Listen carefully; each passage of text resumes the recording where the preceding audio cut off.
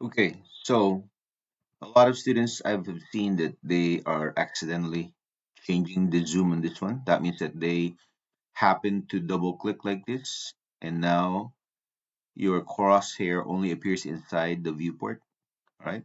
So simply double click outside, and your crosshair now is outside.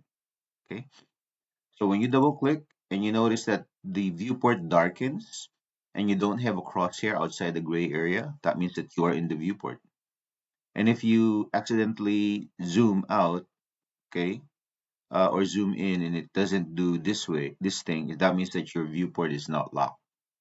What I mean to say is that double click on the gray area.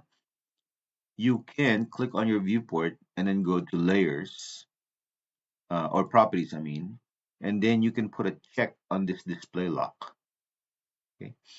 If you put a check on your display lock, that means that this zoom will not affect inside the viewport. Even if you're inside it, okay, it will not affect. But if your viewport, okay, if you click here, the viewport, and there is no check on display lock, okay, if I accidentally double click on the viewport and then I zoom, you can see how I messed it up.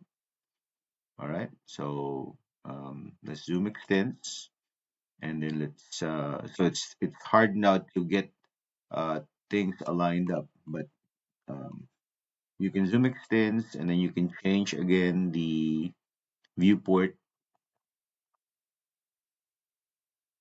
and the viewport scale is supposed to be 1:1, and then you can pan it into place. Oops, double click, and then you can pan into place.